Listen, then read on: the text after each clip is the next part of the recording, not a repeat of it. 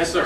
What's his background in finance? I mean, he's been prosecuting people over financial matters too, but...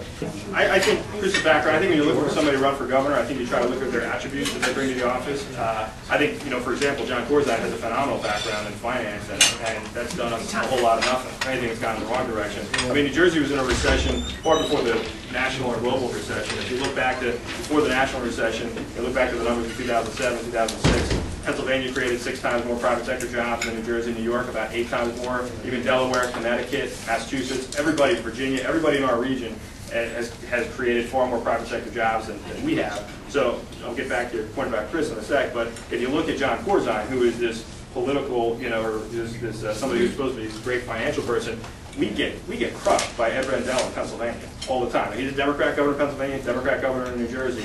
Ed Rendell is on the phone calling businesses in New Jersey saying, come over to Pennsylvania, come right across the border, you've got a better tax structure, what can you do? Pennsylvania has government entities that sit there and come into New Jersey. I talk to people who represent Republican governors in the South. They have a one-pager on how to pick jobs off, pick businesses out of the Northeast and bring them across. But we don't even, it's one thing to compete with governors in the South, it's another thing to have an inability to even compete with governors across the border who are of your own party.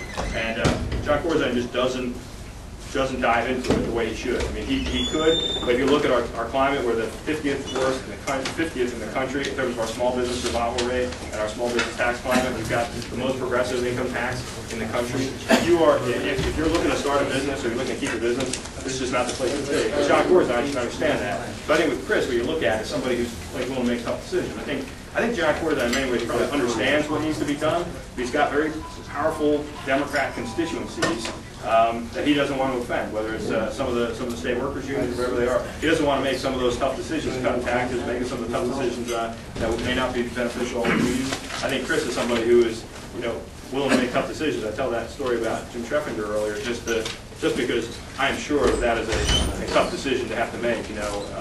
One, certainly people question his ability when he went into as U.S. Attorney, just like questioning his ability necessarily on finances. He made those tough decisions, and they all had to stand up to scrutiny not only publicly, but scrutiny in the court. And the fact that no one was ever acquitted once they were indicted on the corruption stuff makes me think that this guy's got the guts to make the tough decisions, but also the smarts to understand the difference between the right and the wrong. So I think you look at the attributes in terms of leadership and decision making, and that gives me, he's got some business background, but I don't want to necessarily compare that to Corzine's Wall Street experience. I think you look at Wall Street and Corzine's experience, and that great strength is now, I think, a huge improvement.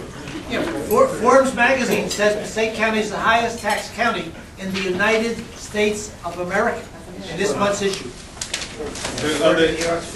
Something that we're not proud of. Something's wrong there, right? Yeah, of the 20 highest property tax counties in the country, 13 are in New Jersey. So John Corzine campaigned 4 years ago to increase the property tax rebate 40% in 4 years. He actually is proposing now in this budget to eliminate it entirely. So instead of increasing that rebate by 40%, he actually now has completely eliminated it. I mean, that's why I think people are cynical, because politicians just tell them things and get in office and do the opposite. I mean, John Corzine's, I think, the poster child for doing that at this point. Yes, sir. You can already tell the way the Democrats are going to go after Christie, and they're trying to label him as a one-issue guy. Right. Now, it drives me crazy because, that issue being, of course, corruption, right? But that's his job. And the reason it drives me crazy is because you could say the same thing about Corzine when he first ran, that all he knows is finance, because that was his job. Right? So please tell me that when the time is right, the campaign is going to come back and hit Corzine hard with at least this or something similar to this argument. We'll definitely hit him hard. The way I look at it, some people use the term one-trick pony about Chris. I say Corzine's a one-trick pony, but he can't even do the one trick he was supposed to do. There's that horse in Atlantic City that could jump off the pier. That was only one trick. That was a really good one. People kept coming back. But like Corzine can't even do his one trick. And so I think we will. I mean, I think really when you lay it down side by side, Corzine's approval ratings right now are slightly worse than Jim Florio's were at the same time in 1993. Again, it's not the visceral nature that Florio was, but I mean that's how bad he is at this point. So Obviously we've got a primary and everything. We're going to work hard to win the primary, and then go on to win the general. We know Corzine, 600,000 more Democrats and Republicans in the state. There's always an advantage that they have in terms of would you rather have a Democrat or Republican. He's going to outspend us 3-1, 4-1, who knows. But I think the bottom line is he now has a record, and people in New Jersey have formed a judgment on his capabilities, and I don't think that judgment is very good. And so as long as we provide kind of a viable alternative, put forward our own proposals that people think are good, we think we'll be successful. What tax strategies are out there, or what platform are to reduce the state and local taxes? One of the things Chris outlined yesterday was across-the-board income tax reduction, top rate down to the lowest rate, across-the-board income tax for the state. We have, in many ways, the most progressive tax system, tax structure in the country. I mean, it is disproportionately on the higher side.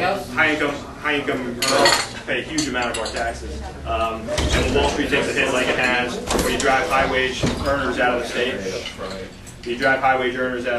it hurts. We're the second most affluent state in the country. So when we take a hit in the recession, it really hurts us because our tax system is so progressive.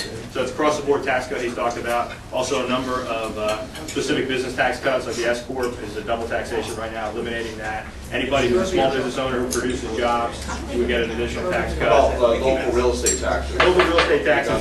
He's going to come out. Chris is going to come out with a more detailed plan on this. One thing you won't hear from him on property taxes is, quite frankly, 4 years ago we had John Corzine with a slogan, 40% score, that nobody believed. It clearly is not going to happen. And even on our side, Doug Forster, who's a great guy, and a really smart man, had his slogan of 30% in 3, and most people didn't believe it. I mean, the problem with property taxes right now is most people don't necessarily believe you're going to cut them, and there's rightfully so, a lot of cynicism about the ability, especially for folks on the state level, since it's governed so much at the local level, to change it. So one thing you won't hear from Chris are a lot of like slogans and gimmicky, cool sound bites, like Corzine had 4 years ago, which really fell on deaf ears. You'll hear some very specific, concrete proposals, and there are some very, some of them are kind of in the weeds, but that's really what you need. I think you need some legitimate proposals that will make something a change. Over here. Mike. Yes, sir. Before we can talk about Chris fighting Corzine, we have to get over this hump of a primary. We just can't ignore that. Right. And it certainly appears that the conservative element of the Republican Party is being organized by Luncheon, who also was here and spoke before our $13 club, and appears to be gathering in a significant amount of support amongst the conservative element. And in our party, as we know historically, the primary vote is a more conservative vote than the general election. I mean, that's the way it is. Yep. As far as the campaign that you're involved with, how are you moving forward knowing that there is a conservative bloc, right, and right in this community too, maybe right in this room, of people who like Steve Luncheon because of his conservative views? I think Chris and Steve probably, when you go down issue by issue, there is a fair amount of actually agreement on a lot of things in terms of tax cuts, in terms of other policies, even socially conservative policies. Chris is a conservative guy on a whole lot of issues.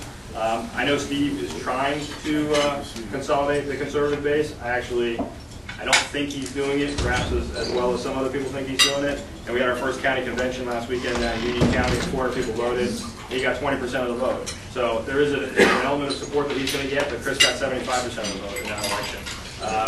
I think, that's party people. That's party people, but it's also county committee. All those unnamed people that are out there. Yeah, there's no doubt there's no one out there, but also Chris is conservative. You start talking about the kind of pro-growth tax cut policies. He's pro-life. A lot of folks in the Second Amendment community are not getting on board with Steve or anybody at this point. So we'll see where it goes, but I feel very confident because as you look at Chris's record, both in law enforcement, but also where he stands on policies, whether it's fiscal policies or social policy, relatively conservative guy. Does he check every single conservative box? No, but because he is himself, and there are a few things that maybe go against conservative orthodoxy, but for the most part, this guy, he's a conservative. And also I would look at, there's just a difference in rhetoric, and just because Steve Luncheon has a much higher volume rhetoric does not necessarily make it so. And I also would say, Steve ran for governor 4 years ago, and gotten the single digits, and you know, I also think that we as a party ought to look at, you know, who can carry our message and would govern really well, and also actually win the election, which I think Chris is very strong at.